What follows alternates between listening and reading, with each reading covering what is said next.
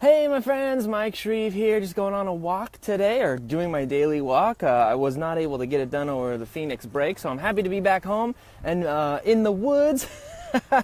Anyways, one of the things that I'm doing this week is I'm taking a lot of what I learned from this big mastermind and sharing it with you guys. And so one of the things I want to talk to you about today is a client retention secret that I accidentally learned from a very strange conversation that I had. So there was this guy, his name is Chad Thibodeau. I'm going to link to him all over the place so you guys can check him out. He's a top 30 designer in ClickFunnels, which means as a service provider, as a freelancer, he is very, very, very successful. He shared some numbers with us while we were there. What he's done in the past 5 or 6 months has been incredible from a business standpoint. But what's really cool about Chad is his backstory. So he was a pastor for 19 years. Okay, that's a long time to be committed to a career. And then he went off and started to be a comedian, and then he picked up freelancing and providing services as a designer and helping people build funnels, and he became very, very successful at that. He gave this really cool presentation this weekend where he talked about how to basically go from a general idea to an actual business in about 28 days. He gave us the step-by-step process, really, really cool. That was a really cool presentation. But what I learned from him the most this weekend was actually what we talked about at dinner one night. So we're out at dinner, we're eating like sushi or something, all fancy, you know, the big fancy people. And I was like, where's my burger and fries? So Chad was talking about, we got on the topic of relationships and marriage and all these sorts of things. And you know, as a pastor of 19 years, he had a lot of experience working with couples and finding information. Anyways, he said the number one reason people get divorced, or the number one indicator to predict whether a couple is going to get a divorce, is if one partner has contempt for the other, right? So if there is a relationship and you sit down, you talk with it, and you find out that one person is feeling contemptuous to the other, there's sort of some feelings of just, like this person is so annoying, like that kind of thing, that ends up breaking the relationship apart. And now I'm constantly thinking about like client-provider situations as relationships. You know, when I teach, I'm always like, first you got to date them, and then you got to set up a process. You can ask them to marry you, and then you get into marriage and all these sorts of things. And so I realized that there's this massive thing right now in the freelancing space where it's kind of cool to like be contemptuous towards clients, to say, clients suck. Clients are the worst. They're so annoying. They're like a big pain in my backside. And Chad, even while we were there, was telling this like terrible story about how one of his clients had basically like, you know, really screwed him. And so it's easy, I think, for us as freelancers to focus on the negatives, to focus on the clients that are like not cool. They're annoying and they're terrible. And when I heard that, it reminded me of two things. One is all relationships require work. They're never perfect, right? And so the first thing I was thinking is like, I need to get home. I need to make sure I put in some work on my own relationships with my wife and with my kids. But secondly is to re-examine my own freelancing business. Am I feeling contempt towards my clients? Am I feeling contempt towards future clients?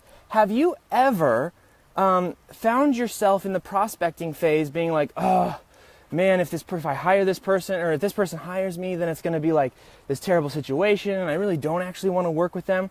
So I want to give you some tips on how to deal with contempt as a freelancer against your clients, because if you are contemptuous towards the people you're working with, eventually that relationship will die. And you know my philosophy is 5 clients paying $2,000 a month. That's the magic recipe for freelancing, because it's 5 clients paying $2,000 a month for years and years. I don't like the gig-to-gig style of freelancing. It's too stressful. It is not profitable at all, because the most expensive thing you do is find new clients, right? That's the most expensive thing you can do with your time, with your money, is getting new clients. So, how do you retain relationships, avoid contentment or contempt towards those people? It's really, really simple. First is, don't date anybody and everybody.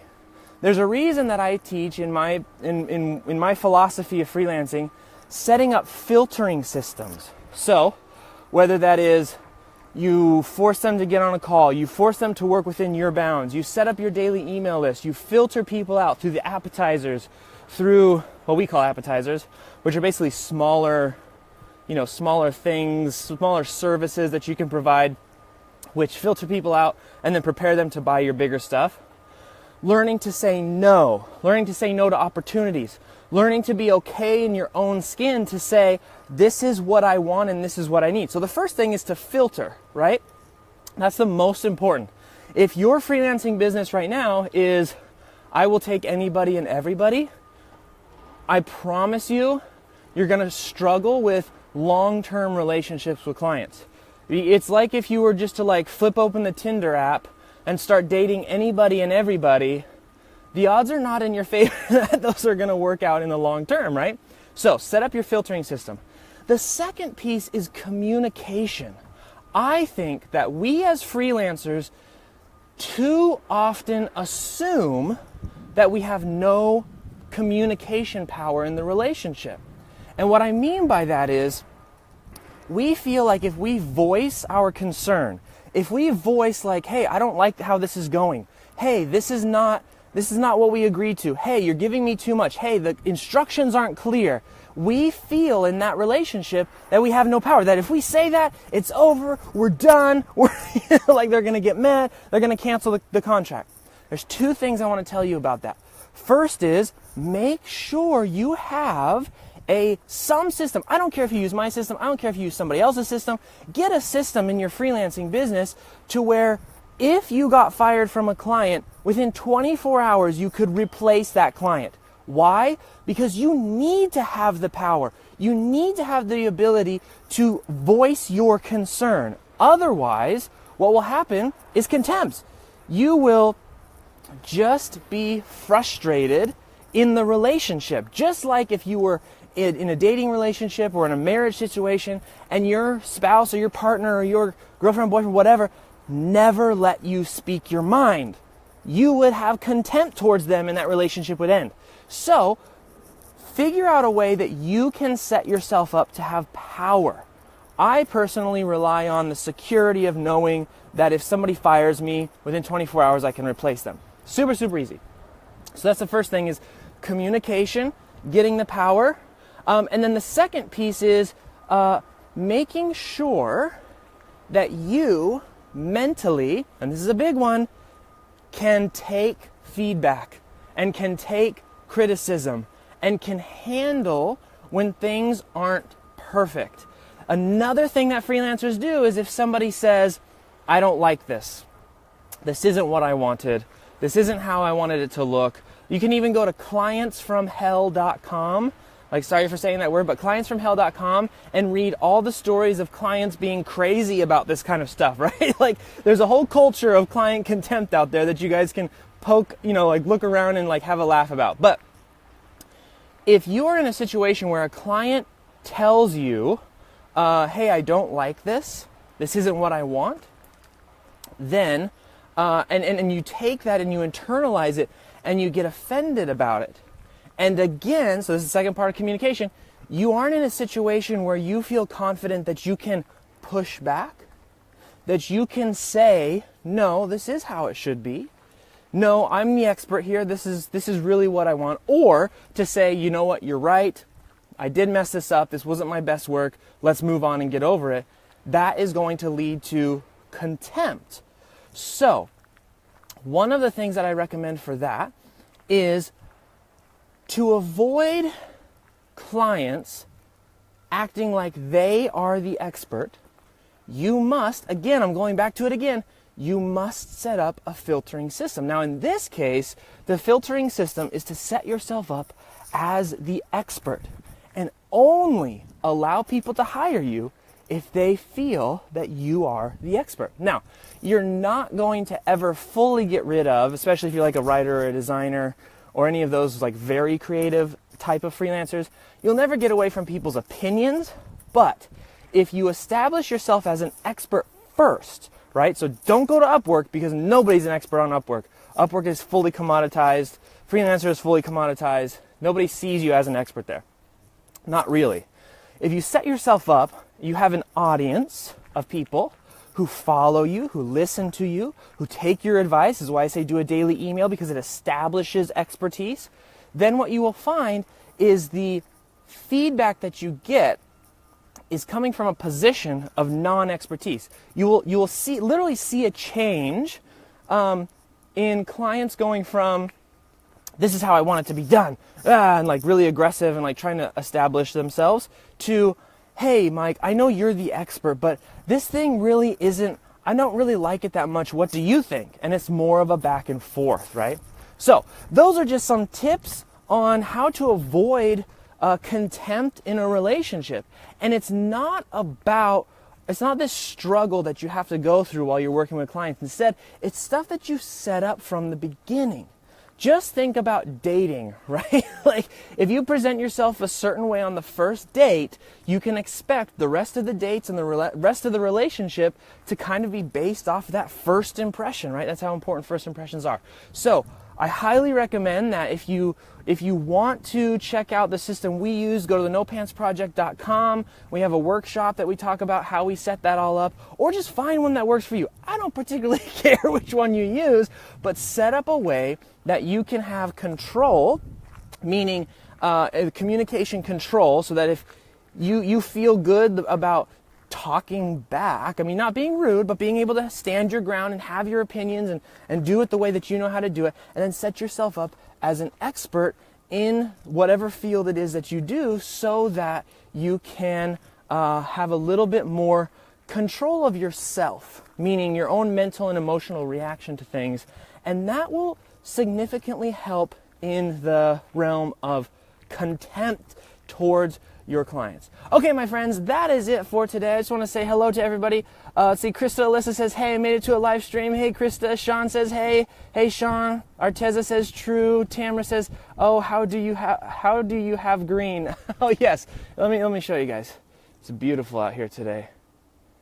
Na na na na na na na na. Beautiful, beautiful in the woods. Very, very fortunate to live here. This is just right behind my house. Super fun. I like to go on a walk every single day, clear my mind, hang out with you guys every once in a while.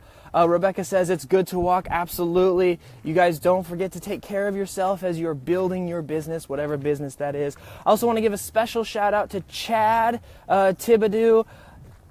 Really cool guy. I'm going to tag him below. You guys should check him out. Really, really cool, nice guy. Hilarious.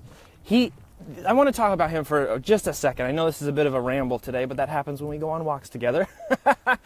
Chad is really cool because he was a pastor for 19 years, and he wanted to be a comedian. Like, for a long time, he wanted to be a comedian.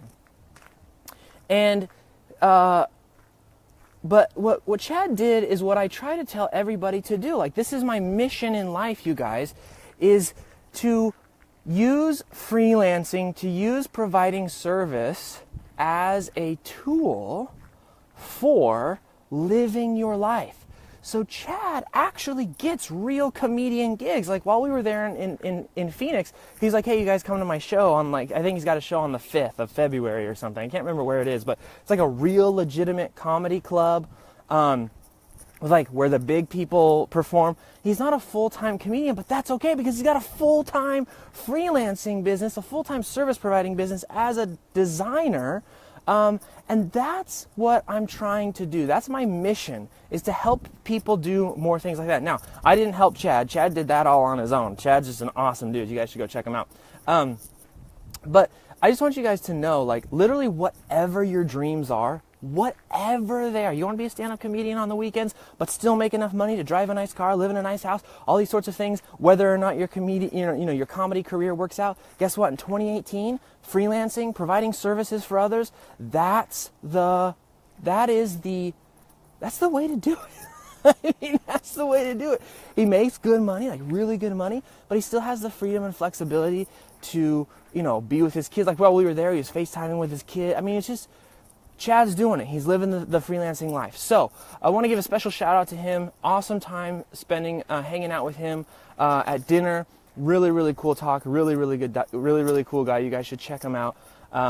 especially if you want to learn how to up level your design services. So if you're a designer, he's got a really cool program also. And in that program, he talks about how to take those design skills and then attach it to some other skills for like a really powerful, highly profitable skill set, which is essentially called building funnels. But you can check out his stuff to find out more details about that. Anyways, special shout out to Chad. Awesome, really, really cool. And I will talk to you guys later. I hope you have an awesome one. Make sure to just get outside, take care of yourself, love people. Send a message to your clients today if you have them. Like, one of the cool things about relationships is they're really easy to repair if they're not, if as long as they haven't gotten like too bad. Just send a note today to your clients, be like, hey, I appreciate you. I'm really, really, really, really, grateful for you. I'm grateful for the opportunity that we have to work together, to grow together, that you're paying me money to build this business, and we're just having a good time, and whatever. And the ones that are maybe too far gone, maybe it's time to consider firing them. Maybe it's time to consider doing something different. Maybe it's time to look at up-leveling your client getting skills so that you can have a little bit more control in your business on who you work with and who gets to take advantage of you and your time and your talents. This is the trail I'll be going on right now. Here we go. All right, my friends, I'm off for the rest of my, what is today, Tuesday morning walk. I love you all so much. I will link to Chad and all his good stuff below. I'll talk to you later. Bye-bye.